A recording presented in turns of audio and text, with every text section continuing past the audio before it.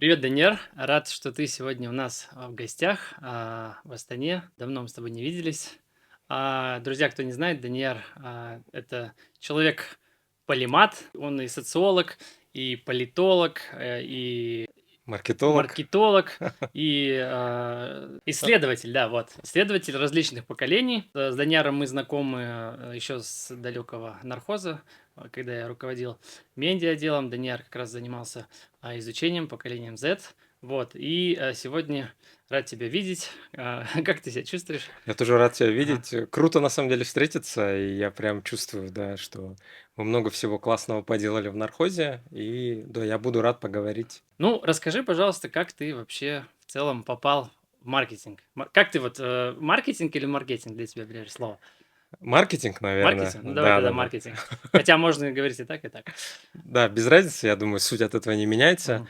Но я по жизни все равно остаюсь исследователем. Я думаю, это мое качество, которое неважно, куда бы я пошел, как бы Мгм. для меня важно. И я, в принципе, вижу, что именно это и можно применять. Критическое мышление, работа с большим анализом данных, изучением людей, поведения, бизнеса, да, где надо. В общем, в этом плане это остается для меня самым важным. И неважно, какая профессия, будь это там политология, социология, маркетинг, пиар, образование, я не знаю, Мгм. ритейл и все прочее, на самом деле это все всегда нужно будет. И вот, друзья, самое важное я не сказал. Даниэра, я знаю по таким крутым кейсам, как ты был главным редактором Степи, в Степи, это да, такой электронный журнал, да, Head of Marketing и PR, по-моему, в KPMG. да. И мой любимый кейс это Казак Репаблик. Вот это тоже очень интересная тема. Как ты туда попал? Как это все было? Вот после нархоза ты пошел. После нархоза я пошел в степь. На самом деле, вот после того, как мы начали изучать поколение Z, я подумал, что было бы круто, знаешь, обкатать и увидеть в действии, как взаимодействует поколение Z, о чем думает оно, там и так далее. И, ну, степь, знаешь, с двух параметров явилась для меня полигоном. Первое, потому что вся редакция, все редакторы, журналисты были моложе меня на 10-12 лет. Это как раз зумеры и были. И второе, все равно журнал, это издание читало в основном поколение Z и миллениалы, мое поколение, вот твое поколение и так далее. То есть я с двух этих флангов, так скажем, увидел и мог воздействовать, да, там, на это поколение. И на самом деле я считаю это для меня таким важными годами вот с формирования и перехода в маркетинг в том числе, потому что мне как главному редактору нужно было думать не только над содержанием статей, над качеством тем, о чем мы говорим, как мы говорим, но и там продажи, упаковки так, чтобы это создавало охваты хорошие, там, трафик и все прочее, и все прочее. И с тех пор, конечно, у меня появилась любовь, желание, в общем-то, заниматься и маркетингом, и плавно-плавно, постепенно я как бы перешел в эту индустрию. Дальше пошел в KPMG. Да, действительно, там с медиа, с университета, в корпоративный сектор, в Big Four. Для меня это тоже было шоком. Я тоже как бы привыкал, долго осваивал весь этот корпоративный язык, там, консалтинг, аудит, финансы, логистика. Все это для меня было в диковинку, но я получил очень много, большой рост там, и стратегически, и операционно. Но я все равно понял, знаешь, что креативная индустрия для меня близка, важна, я хочу работать в креативной индустрии. Тогда, соответственно, и вот принял решение уйти в Казах Репаблик. Они как раз тогда, вот в 17-м, кажется, или 18-м. А тебя туда позвали или Нет, ты да, как-то? позвали. Ага. Нет, это было после пандемии, сори. 22-й год, 23-й год. Мы с Сакеном, с основателем, были знакомы как раз благодаря Степи. Мы Мгм. брали у него одним из первых интервью, Здорово. когда Казах Репаблик только-только начал появляться и развиваться. С тех пор у нас сохранились очень теплые отношения. И вот на каком-то этапе работ стало слишком много, задач стало слишком много, потому что компания росла очень бешеными темпами. Сейчас там порядка 10-12 магазинов, если не ошибаюсь, Мгм. по всему Казахстану. Есть еще онлайн, и очень много сотрудников работает. То есть это уже Мгм. большая компания. Тогда Сакен, в общем, нужно было разные направления курировать, направлять, и вот он позвал меня. И Мгм. тогда я посчитал это крутой возможностью, потому что быть причастным к родному бренду, Мгм. который популярен у поколения Да-да-да. Z, в том Мгм. числе у зумеров, конечно, для меня это было дополнительным таким стимулом Мгм. прийти и поработать. Вот. Ну, если вкратце. на самом деле, да, этот культовый такой бренд Казак Republic. Сколько ты там проработал? Порядка, ну, 1,5 года. Мгм. А какой вот, если сейчас вспомнить, крутой кейс был, благодаря которому там однажды Казак Republic взорвался и пошел вперед? Но этот кейс начался с того, что, помните, был ребрендинг Алматы при Байбеке, и тогда многих не устроил логотип, который вот такой шестиконечный. Мгм. И многие люди в Фейсбуке начали возмущаться, и тогда Сакен, вот как дизайнер, тогда он уже был уже кинорежиссером, он Мгм. снял фильм «Он и она». Тогда он, чтобы внести вот свой вклад, и предложил идею своего логотипа. И тогда многим людям это зашло, Мгм. понравилось, и пошли комментарии типа: а давайте брендируем, сделаем футболки, Мгм. кружки и так далее. И тогда вот MVP, да, вот эта Мгм. идея как прототип, на самом деле, вот, А, то есть это да, изначально был логотип для города? да, Ух ты! изначально был логотип для А я города, не то знал. есть был вот этот триггер создан как реакция на то, что сделано с Мгм. логотипом Алматы, Круто. и вот он, по сути, нащупал, да, вот эту вот Мгм. жилу, вот эту вот интересную стезю, направление, Мгм. которое потом вылилось в бренд одежды. Мгм. Вот. Начиналось все с этого. Но в этом и прелесть, наверное, многих брендов в ритейле и в целом в маркетинге, что ты никогда не можешь знать, как будет дальше эволюционировать твой продукт, твой Мгм. бренд, твоя компания, и как бы что клиенту залетит, что клиенту понравится. Мгм. И в этом плане я всегда там, когда консультирую бизнесы, где-то помогаю, я всегда говорю, что нужно максимально широко держать свою аудиторию и щупать гипотезы на разных аудиториях и направлениях, и вы можете неожиданно для себя открыть вообще какую-то жилу, просто Мгм. бешеную золотую, да, то есть Мгм. кейс Казах Republic в этом. Но вот глубинно, если вот с точки зрения маркетинга разбирать, помимо продукт market fit, да, вот этой Мгм. концепции, где продукт находит свой рынок и клиента, а, этот бренд, этот продукт нащупал еще и product culture fit, потому что большой был культурный запрос у населения на современную казахстанскую идентику, Мгм. которая не только вот использует агрессивно лошадей, коней, флаг и все Мгм. прочее, а которая, знаете, таким более чистым месседжем может в том числе говорить о твоей принадлежности к Мгм. современной казахстанской Мгм. культуре, к городскому, да, так скажем, горожану и все прочее. И вот этот запрос, этот продукт тоже закрыл. Вот. Но мы дальше разбирали с точки зрения вот этой концепции jobs to be done, теории работ. Я думаю, многие в маркетинге знают и применяют ее. Казах Republic покрыл очень много важных запросов, глубинных. Первое. Все устали возить сувенирку Empire за рубеж и Мгм. шоколад Рахат. Всем хотелось уже дарить что-то современное, прикольное, в таком, знаешь, модерновом стиле. Мгм. И многие, когда приезжают иностранцы, гости, там, партнеры, постоянно ищут, чтобы интересное подарить. Вот, Мгм. Казах Republic закрыл этот запрос. Второй очень важный запрос – это то, что студенты, молодежь казахстанская, выезжая за рубеж на учебу, например, очень сильно им надоело, что их путают с китайцами, Мгм. японцами, там, с кем-то еще и так Да-да. далее. И вот они манифестируют условно, что они из Казахстана. Казах Здорово. Republic, Круто. born to be Kazakh, born Kazakh и все прочее. И за рубежом, выезжая, я думаю, многие поймут меня, ты все равно очень сильно скучаешь и тяготеешь к стране, и тебе хочется вот ну, носить, да, или вот постоянно чувствовать свою какую-то такую Мгм. опору в своей стране, в своей родине и так далее. Вот Мгм. это второй вопрос, который закрыл Казах Republic. Третий очень важный кейс – это то, что зумеры, особенно подростки, у них был очень сильный запрос на унисекс одежду, Мгм. которая бы не подчеркивала так активно, так ярко твою, так скажем, половые признаки.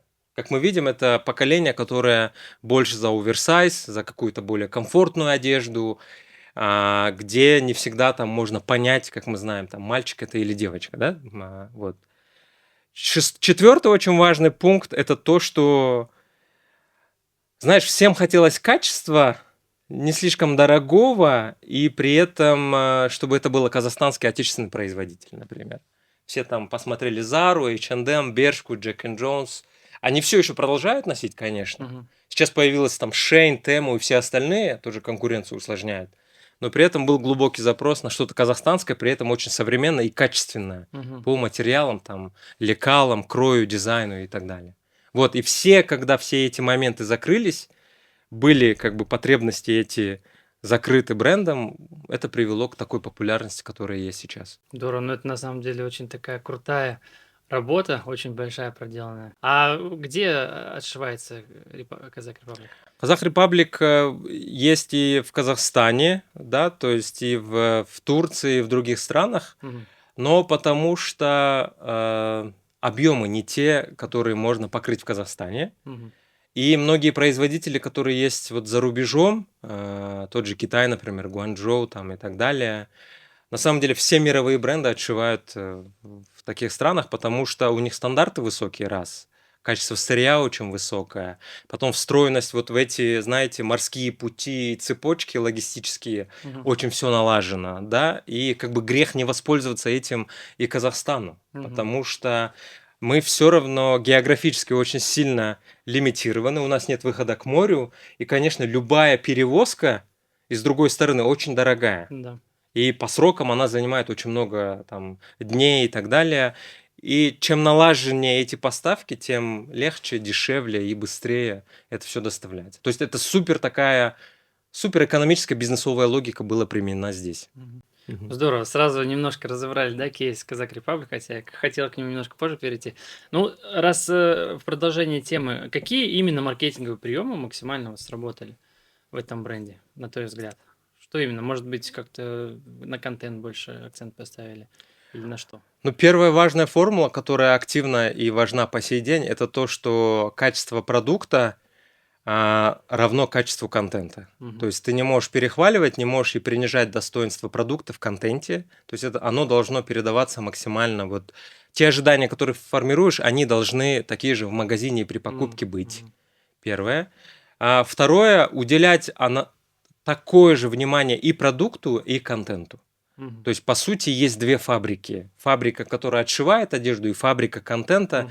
которая тоже работает также 24/7, как там изготовление новой коллекции. Вот, мне кажется, в этом формула, в этом успех, и это сохраняется. Мгм. А с другой стороны, конечно же, ну, нужно иметь свою, так скажем, ДНК бренда визуально, где ты там, условно, без логотипа можешь считать, что это этот бренд именно.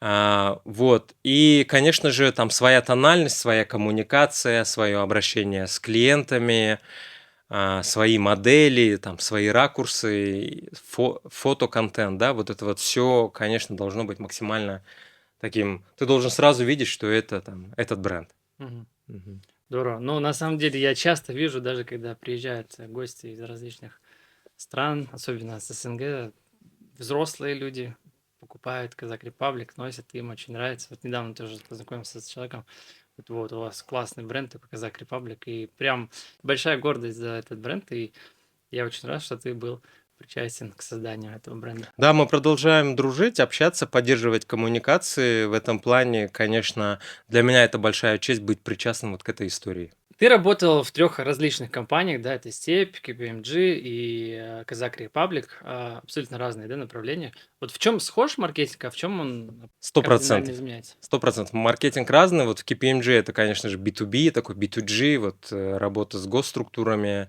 с квазигоскомпаниями, Мгм. с большим крупным бизнесом. Конечно же, там маркетинг не такой прямой, не такой агрессивный, то есть баннер условно наружку ты не запустишь, когда Мгм. рекламируешь там аудиторские услуги. Мгм. Аудит, например, любит тишину, и, конечно же, э, очень многие вопросы решаются на личных встречах, в кулуарах, на конференциях, на каких-то встречах, да, там Мгм. маркетинг строится на отношении, на личном отношении Мгм. с людьми, принимающими решения. Вот. Что касается степи, ну, так как это медиа, ты понимаешь, что самый твой лучший маркетинг – это твой контент. Мгм. Если он вирален, люди обсуждают, дискутируют, где-то не согласны, где-то где-то тебя хейтят за какие-то там позицию, ты понимаешь, что ты, в принципе, как бы, ну, вызываешь реакцию, отклик, и это твой маркетинг, да, Мгм. то есть такой сарафанный, люди шерят, постят, обсуждают и так далее.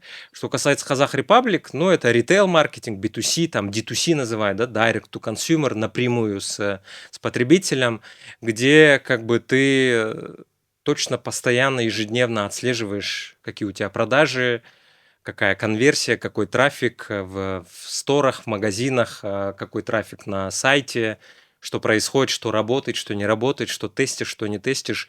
И это все разное, но при этом ам, основа-то все равно одна, да, то Мгм. есть основа про то, что ты должен понимать своего клиента, неважно, где он, какой он и так далее. И у него потребности могут в течение жизни, там, в течение 2-3 лет очень сильно меняться, и ты должен постоянно анализировать и офферы формировать свои так, чтобы это было всегда интересно ему. Мгм.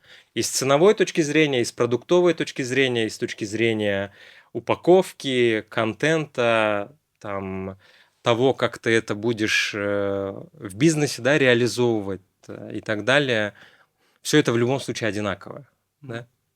Здорово. Вот такой интересный вопрос. Вот когда я работал в маркетинге тоже, какой процент финансирования выделяется вообще на маркетинг? И какой должен выделяться? Потому что это же не только про творчество, да, там в основном какая-то рутинная работа, там какие-то распечатать рекламные посты, там туда сбегать, это сделать, особенно вот когда в нархозе было. Я видел, как наш руководитель запарился, и как бы на творчество много не хватало времени на самом деле. Сейчас как маркетинг строится? Примерно по такому же сценарию.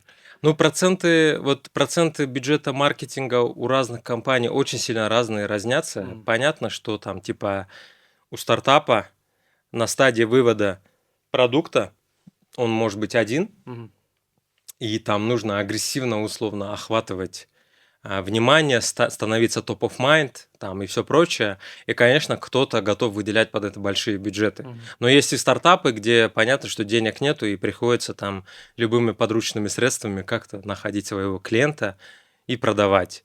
А есть, ну, типа большие корпорации, где понятно, что из года в год бюджеты очень высокие, мгм. но даже при этом мы видим, что креатив может быть очень слабенький. Да? То есть Да-да. бюджеты, вот, к сожалению, или к лучшему, бюджеты там не показатель креативности компаний, но все равно бюджеты нужны, потому что без денег вообще нельзя ничего делать. Ты все равно должен, неважно какая ты компания, под маркетинг уделять внимание, потому что не все сразу будет приносить тебе продажи, конверсию, плоды, да, так скажем.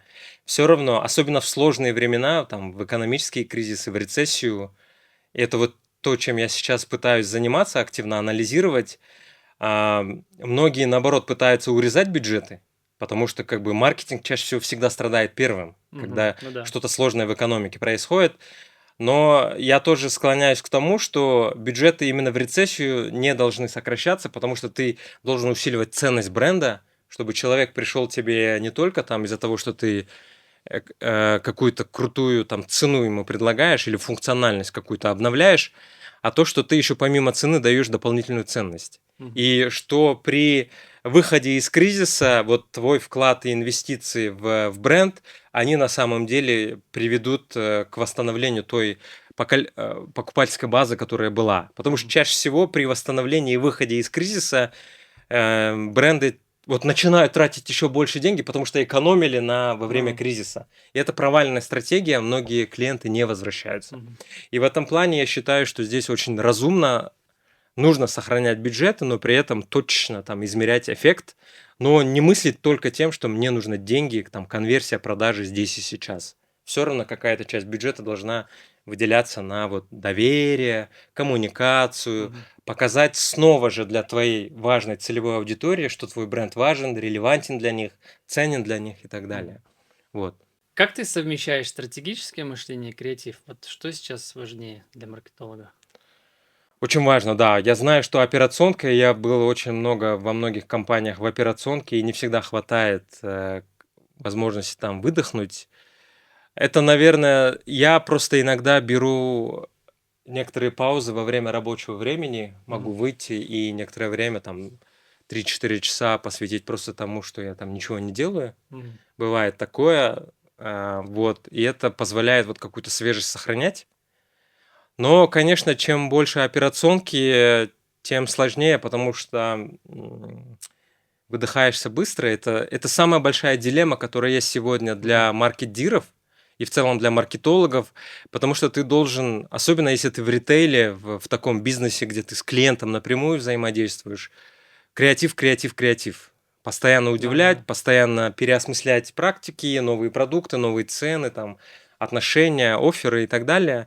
И, конечно, очень сильно выдыхаешься. И мне кажется, знаешь, вот приходит эра такая, что у тебя всегда будут под рукой запасные команды, Мгм. которых ты можешь задействовать на какие-то страт-сессии или заменить и ротировать команды, которые вот там 3-4 месяца делали креатив, теперь устали, их можно там отдохнуть и отдать на какую-то другую Мгм. работу, более-менее креативную. И вот ребята, которые отдохнули со свежей кровью, уже вовлечь в креатив. И мне кажется, приходит время таких более гибких ротируемых форматов, где вот степень выгорания и твоей усталости будет как-то компенсироваться за счет того, что ты команды будешь как-то тушевать, Мгм. двигать, передвигать и где-то, может быть, аутсорсить кого-то. Ну, это классная идея, Да. кстати, да. Мгм. А где ты сам лично берешь вдохновение? Из книг, из фильмов или... Я большой любитель кино. Ага. Сейчас, конечно, с рождением ребенка меньше времени на просмотр кино, но как бы это не типа я не жалуюсь, я понимаю, что просто есть очень много других дел. Мгм. Это нормально, это даже хорошо, да, потому что ребенок это счастье. Вот, Поздравляю, кстати, да. спасибо большое. Вот, и, ну, я пытаюсь читать, уделять много времени контенту, изучать его, анализировать, но самый главный источник, конечно же, это книги для меня, Мгм. ну и постоянное там развитие насмотренности. Это я видел, кстати, в одном из твоих постов, что у тебя даже нет времени сейчас почитать книгу, где настолько много работы и семейная жизнь. Да, я последний раз прям не помню, что активно просто читал книгу, ничего не делал. Из-за этого ценность каждой минуты сегодня важна, и если есть возможность почитать, конечно, я бы почитал Ну, книгу. это совет ну, современным начинающим маркетологам. Откуда брать вдохновение, знания? Потому что важнее вот дать себе возможность время немного с этими мыслями отдохнуть, сформировать Мгм. новые нейронные связи и прийти вот к моменту такой, о, ничего себе, оказывается, можно и так.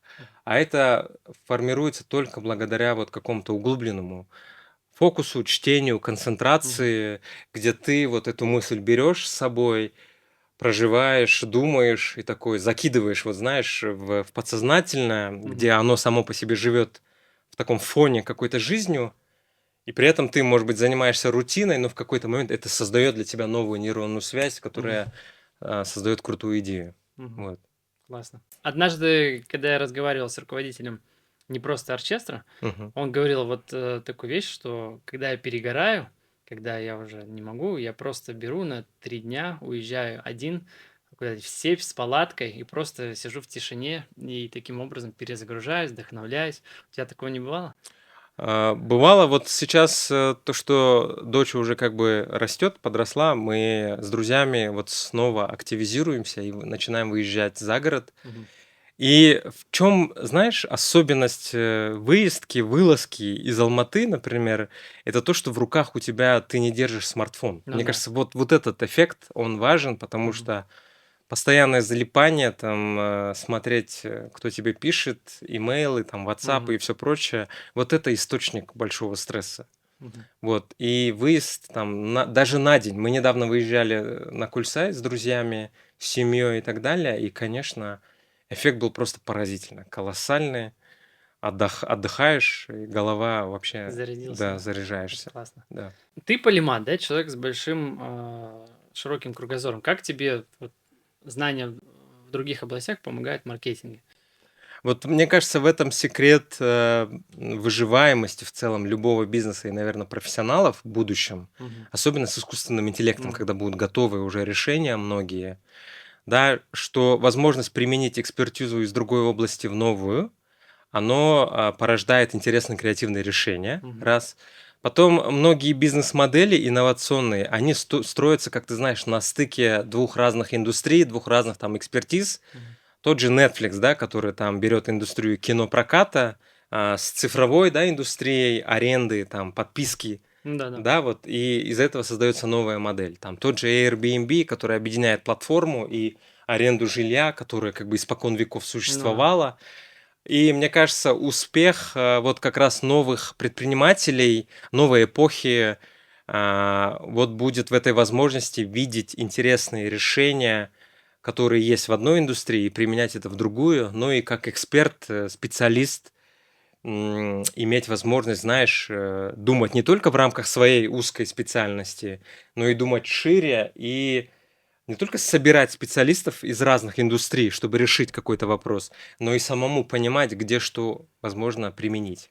Ну, ты проводил многие исследования, особенно по поколению Z. Сейчас ты собираешься проводить исследования по новому поколению, насколько я понимаю, Да, знаю. да. Что бизнесу нужно понимать сейчас? Поколение Да. зумеров, альфа или кого? Ну, давай про Z сначала.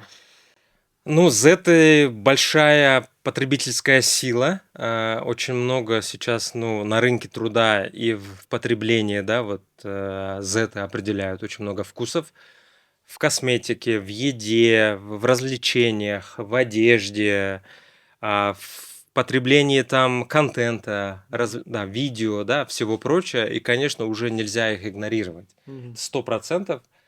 А, ну и мы видим, что много брендов, конечно, пытаются под них адаптироваться. Ну, в Казахстане, например, очень много брендов. Вот тоже «Золотое яблоко» люблю приводить. Мгм. Понятно, что это очень интересная подача, во-первых, приложение, да, очень интересные вкусные цены постоянно, промо компании, акции и очень много разнообразного продукта.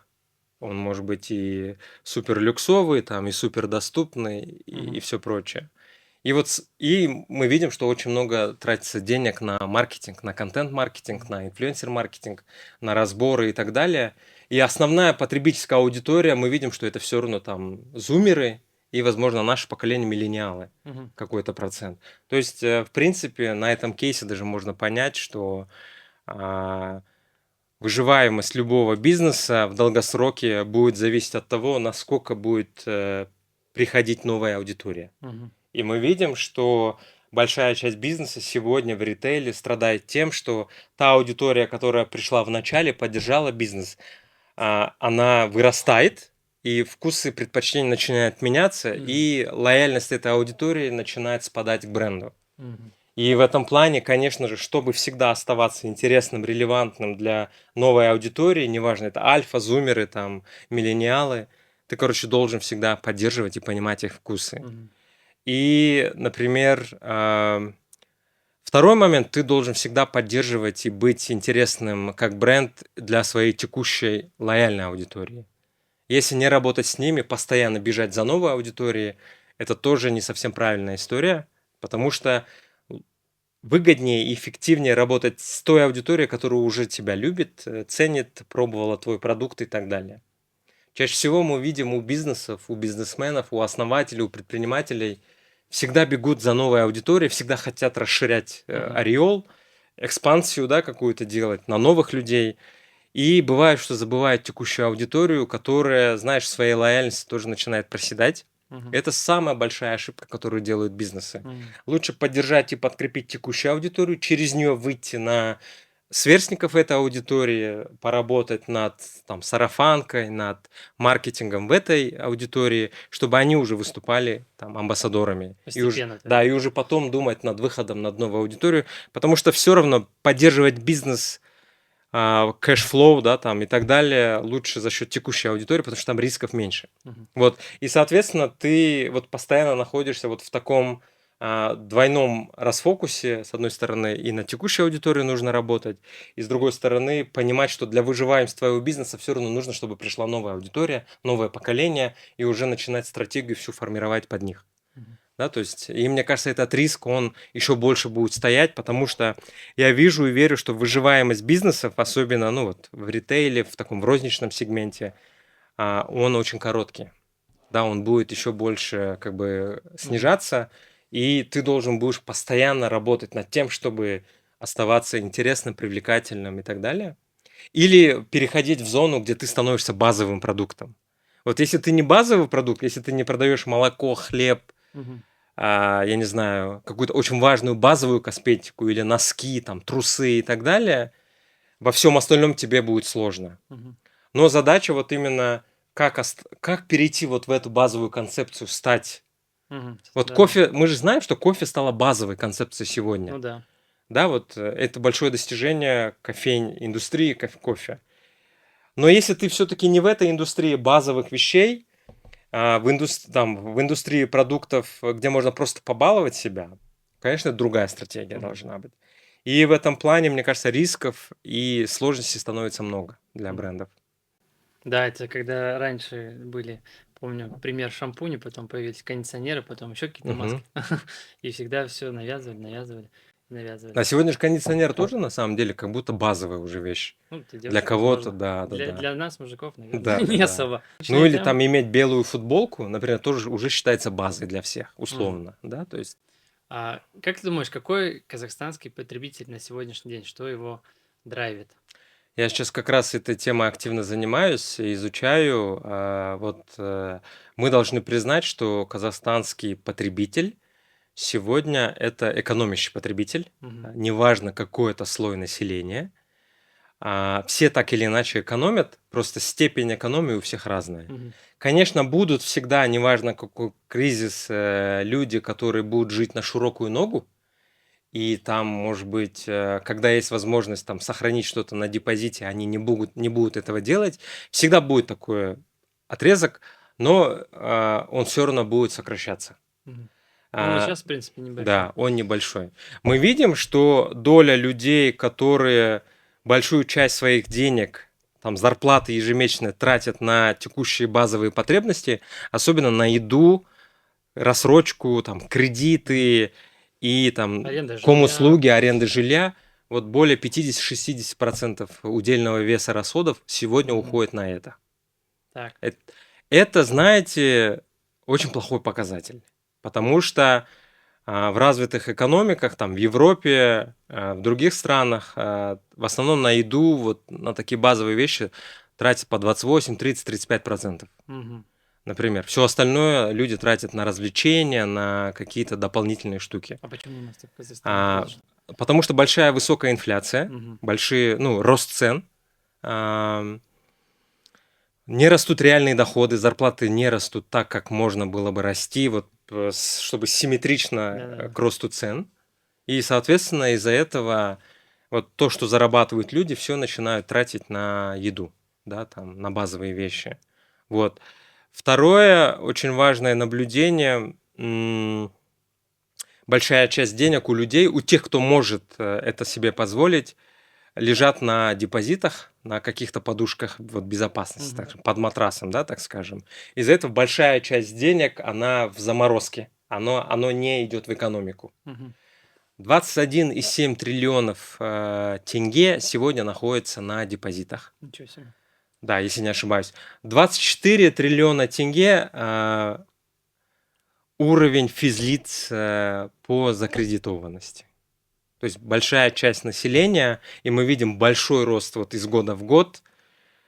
Все больше и больше людей берут деньги на потребительские кредиты, потому что денег, вот кроме зарплаты, нету. И тебе приходится брать деньги Да. дополнительно. То есть это тоже говорит о том, что а, реальные доходы не растут, и одним из основных источников, там, дополнительных источников что-то себе купить остается Мгм. кредиты. Мгм. Вот в свете всего этого мы видим, что маркетинг тоже должен меняться. Сегодня нужно не работать классическими терминами, типа считать демографию, смотреть на там, сколько ему лет, он живет в Алмате или в Астане, какая теория там Jobs to be done ему важно, чтобы он покупал кофе, когда он идет на Мгм. работу. Мгм. Все потребители сегодня так или иначе будут смотреть на цену. Ну да. Доля импульсивности покупок снижается, неважно какое это поколение. Откладываются те расходы, которые можно было бы там потратить, если бы было бы больше денег. Покупка квартир, покупка машин, покупка каких-то больших вещей, для большой части населения уже как бы вот отрезается, потому что они не могут себе позволить. Вот. Потом в маркетинге мы видим, что люди стали менее лояльны к тем брендам, которые, возможно, любили там несколько лет назад. Они готовы искать дешевые аналоги. Мгм. Вот. Из-за этого почему мы видим, что растет, например, там корейская косметика. Мгм. Ну да. Да, мы видим, что растут бренды, например, а, в нашей еде, например. Какие-то бренды мы тестируем, потому что они потому что они дешевле, чем те, которые мы любили. Там, Ну да. условно. Мы видим, что люди начинают очень активно покупать, например, очень много всякой продукции в Тему, Шейн, Пиндодо.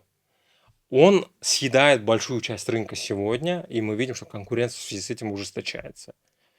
Молодое поколение, вот, например, в свое время Alibaba покупала, сейчас вот Шейн, Тему тоже вот покупают. Мгм. Сегодня идет бум, на самом деле, я смотрел последнюю статистику, бум маркетплейсов и бум e-коммерции. Мгм. Да-да. Каспи, Озон, Wildberries, Шейн, Тему, они себя чувствуют хорошо, и мне кажется, рост будет там. Вот в Алмате, я думаю, может быть, и в Астане тоже. Доставка еды через Магнум, там, Мгм. Арбуз, Калибри, там, Достах Плаза, например, они все начинают доставлять еду. Да-да, заметил, Да, кстати. и это тоже вот в удобность мы тоже как бы очень сильно привыкаем, и, возможно, там за доставку можем больше дать, чтобы как бы там Мгм. переплатить, но при этом люди будут активно, еще более активно смотреть на цену Мгм. и принимать решения, сравнивая несколько предложений. Да, то есть, и один из главных триггеров, который будет их стимулировать покупкам, это промо-акции компании. Мгм. 3+1, 1+1, скидка на 30%, да, вот все эти классические инструменты маркетинга во время сложных экономических времен будут влиять очень сильно. Мгм. Но это не значит, что нужно забывать о том, что ценность бренда вы тоже должны проговаривать. Так вы, соответственно, дополнительно создаете какую-то лояльность. Мгм. Мгм.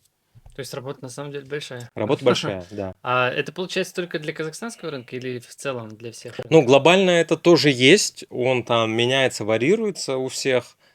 Но вот по казахстанскому, как бы у меня больше, так Мгм. скажем, убеждение, что нужно идти в маркетинг в рецессии. Супер, Да, и супер. пересматривать все свои старые подходы по отношению к клиентам, по отношению к цене, по отношению, что ты коммуницируешь, что ты говоришь, так, чтобы все-таки выжить как бизнесу. Ну, это на самом Если деле, вы да. там не в базовой корзине, Мгм. но Ну да. даже внутри базовой корзины Всегда конкуренция конкуренция идет, да. растет, да. Ну. Мгм. Так что это очень классный в целом совет, инсайт такой для меня, то, что сейчас нужно как-то на ценовой политике играть в основном. Потому что в Казахстане, вот знаешь, многие маркетологи, многие маркетинг-департаменты ценой так или иначе не занимались, это в основном бизнес занимался сам, Мгм. бизнес-департаменты, там финансисты занимались и все прочее. Но я тоже верю и считаю, что маркетинг в этой игре, в ценовой, да, так скажем, игре, должен быть один из основных игроков сегодня, драйверов. В Мгм. Казахстане я не всегда это вижу у многих брендов. Они должны свои там рекомендации, инновации, решения внедрять, изучая клиентское потребление. Что происходит с клиентом сегодня, Мгм. психология его там и так далее, и влиять в том числе на ценовую политику. Мгм. Очень много брендов, вот, например, особенно в супермаркетах, используют динамическое ценообразование. Когда условно они видят, что если спрос на этот продукт очень низкий, Мгм. я через неделю буду спускать на него цену. И еженедельно будут спускать на него цену. Мгм. И на какие-то товары, которые пользуются популярностью, они будут держать цену. Да, да, да. Потому что спрос будет одинаковым. Не повышать, а держать цену. Повышение это Да, как ну бы понятно. рискованная история. Вот, и чем больше таких механик в ценообразовании мы можем использовать, и маркетинг будет это внедрять в свои процессы, аналитику, Мгм. тем, мне кажется, устойчивее будет и сами маркетологи, и сам бизнес. Мгм. А вот есть же некоторые кейсы, которые наоборот повышают цены и делают так, чтобы, ну вот наш бренд, он как бы, ну, обратная стратегия. Ну да, это как бы стратегия премиум, там, люкс-сегмента. Понятно, что там сумка Louis Vuitton или Hermes, если ты ее купишь, то она будет там сохранять свою ценность очень долгое время. и ты можешь перепродать ее, А-ля актив, да, да, такой? по той же цене, да, на самом деле, как Мгм. бы понятно. Но чтобы создать эту ценность, те же вот эти вот большие компании люксовые, там, Мгм. Kering, да, вот тот же LVMH, Мгм. они очень большие бюджеты тратят на маркетинг, М. постоянно, чтобы поддерживать вот эту вот ценность и элитарность. Мы видим, что каждые 2-3 года меняются креативные директоры брендов, потому что им всегда нужно поддерживать свежесть, инновационность, креативность и так далее. Недавно, вот сколько уже, наверное, год или 1,5 года назад на Луи Виттон пришел креативным директором Фаррелл, например. О, ничего себе. Да, да, да. Фаррелл, вот этот Ну да-да-да. известный артист, музыкант. И понятно, что а, вот бренды такого масштаба будут привлекать таких крутых звезд, селебрити, Мгм. чтобы поддерживать эту элитарность, ценовую политику и все прочее. Не все бренды смогут в широком сегменте себе это позволить. И ты понимаешь, что таких бюджетов маркетинговых никогда у них не будет. А вот меня Да. всегда интересовал вопрос, вот такие бренды крутые, известные, да, которые зарекомендовали себя на рынке, которые уже бессмертны, как Coca-Cola, допустим, там и так далее. Вот для чего им маркетинг в целом? И у них же и так все хорошо, их и так всегда покупают. Вот это большая, да, это большая иллюзия, что им не нужен маркетинг, потому что это как раз-таки те игроки, которые в маркетинг очень активно вливаются, Вот, чтобы поддержать тот уровень потребления. ага. Потому что конкуренция, особенно там в индустрии напитков, да, там FMCG, да, сектора, она колоссальна, и ежегодно, вот особенно на западном рынке, Мгм. выходят тысячи брендов, которые тебе и камбучу предложат, и еще что-то, и чаи, и там какие-то напитки нового поколения, и, соответственно, эти бренды еще более активно поддерживают свой маркетинг Мгм. и продолжают инновации в Мгм. своем контенте, в своем продукте, в том, что они там и в бизнес-процессах своих, да, то есть продолжают меняться как компании, организации. Мгм. Вот чем ты больше, тем больше риск упадка. Мы это видим, например, по кейсу с кодеком, помните, Мгм. который не адаптировался к цифровой эпохе смартфона. Да-да-да. Мы это видим через... был такой бренд, кажется, BlackBerry. BlackBerry. Сотки, помнишь, Да-да-да. делали смартфоны. Nokia, который не адаптировался. И ежегодно процент брендов, который будет выпадать из игры, будет колоссальным. Причина этому искусственный интеллект. Ага. Все новые новшества в искусственном интеллекте будут приводить к еще большему отпаду стартапов там, которые и компаний, которые будут пытаться оседлать эту волну. Мгм. Еще новое обновление Google, которое недавно вот было привнесено, усложняет концепцию тем стартапам, которые хотят AI использовать в видеогенерации. Мгм. Да, из-за этого большие бренды, большие компании, корпорации еще более агрессивно будут вкладывать в инновацию, в AI, и, соответственно, эта конкуренция будет еще более агрессивной. Уже насмерть будет, да, конкурировать. Вот это интересный вопрос, на самом Мгм. деле. А выживаемость бизнеса в будущем, как ты считаешь? Это все зависит вот от того, какой продукт ты выпускаешь. Мы вот знаем, знаешь, вот Рафаэлло, да? Мгм. Или там Нутелла, или вот конфетка Ферреро Роше. То есть эта формула была придумана сколько-то, 50-40 лет назад, и при этом этот вкус остается актуальным. Причем это все одна Да, компания выпускает. да, вот одна компания, и ты понимаешь, что на самом деле этот вкус бессмертен. Мгм. Но это сегмент еды, сегмент вкусняшек. Вот если ты в этом сегменте, ты понимаешь, что там, вот если ты смог достигнуть эту формулу, Мгм. то, конечно, твоя выживаемость высокая, 100%. Мгм. Но мы знаем, что даже в этом сегменте вкусняшек и еды очень много брендов, которые заходят и у которых не получается. Да. Будет преимущество тех брендов, которые давно на рынке, 100%. Особенно там Facebook, Meta, Google, очень много брендов, как Nike, там New Balance, понятно. В еде, да, очень много брендов, которые мы уже воспринимаем как часть вот повседневности. Мгм. Шоколадки, какие-то конфетки, там Snickers, Bounty. Понятно, что у них потребление, возможно, там не будет так сильно проседать, но, конечно, с каждым новым поколением они будут его обновлять. новые продукты внедрять. Мгм. Но для тех, кто новый в этом рынке, конечно, будет сложно. Но вот недавно мы знаем, что Хейли Бибер, Мгм. знаешь, продала свой бренд Road косметики за $1 миллиард. Это вот сделка произошла буквально на днях. Да, да, слышал. Да, и мы видим, что, конечно, будут бренды, которые будут выстреливать за счет там фаундера, за счет Да, да. селебрити, за счет креативного контента, за счет того, что там индустрия косметики в целом быстро растет, и она всегда стабильна.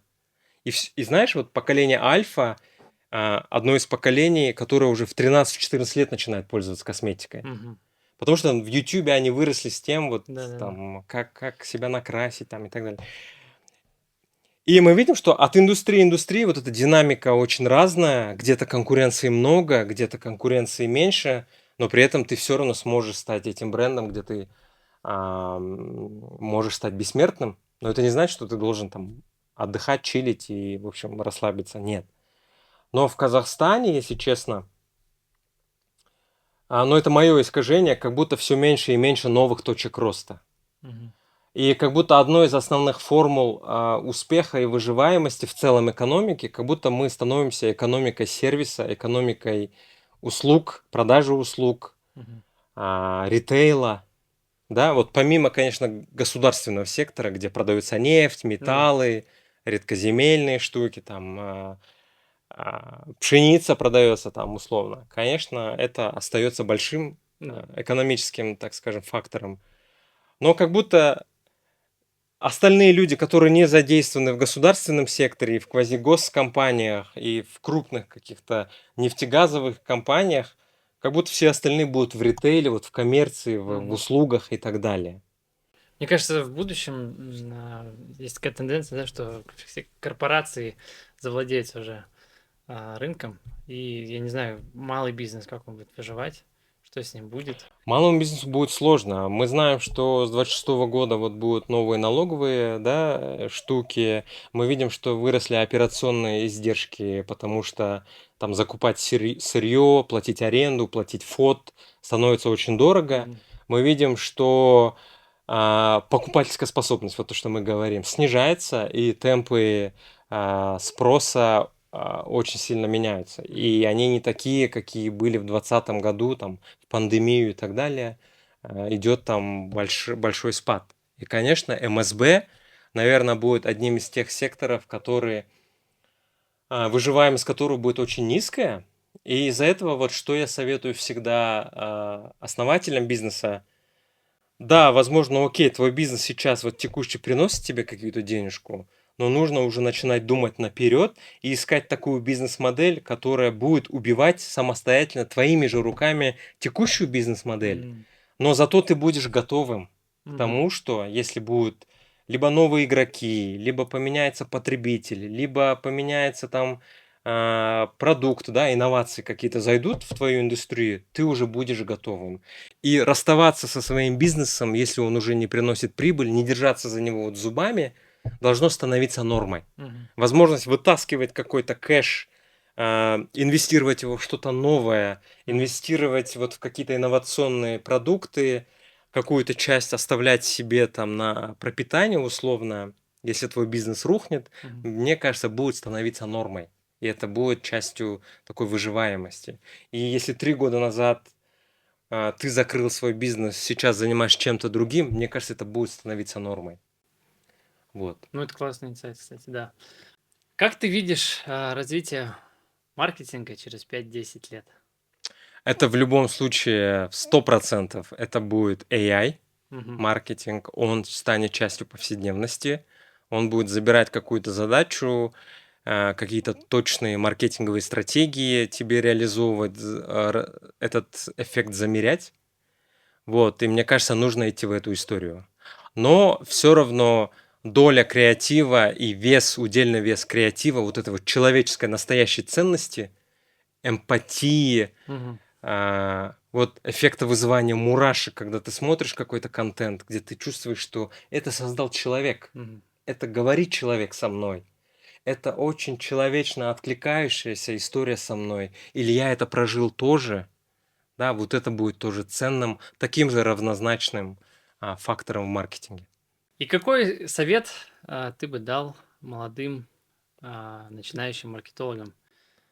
Ну, чем раньше, тем лучше. Начинать набивать шишки в маркетинге, неважно, сколько тебе лет. Мгм. Пробовать, тестировать и, самое главное, развивать насмотренность из разных индустрий. Раньше начинать использовать AI М, во всех своих жизненных С детства. с детства. Как родился, так и начал. 100%. Мгм. 100%.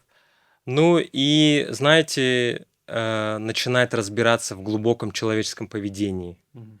Потому что все равно там технологиям 300, 400, 500 лет инновационным, каким-то вот как интернету там 50 лет, возможно, там 20 лет, 30 лет смартфону, да, а человеческой натуре, природе много лет, много миллионов лет. И все равно те психологические триггеры, которые влияют на потребление, на маркетинг, на психологию, они все равно будут оставаться одними и те же. Мгм. И я бы все-таки посоветовал бы маркетологам углубляться в науку, в изучение психологии, в изучение потребления, в изучение эволюционной, например, психологии, Мгм. эволюционного маркетинга, да, вот есть такие новые направления. Вот, потому что на многие ответы можно найти, на многие вопросы можно найти ответы в науке и применять его уже в маркетинге. Все, друзья, это были шикарные советы, шикарные инсайты от Даниэра Краснозарова. Спасибо тебе большое, что ты сегодня приехал. Насколько я знаю, у тебя завтра конференция в Астане состоится, где Даниэр будет спикером. Спасибо еще раз, что пришел. Ну а вы, Тебе друзья, спасибо. подписывайтесь на наш канал, ставьте лайки.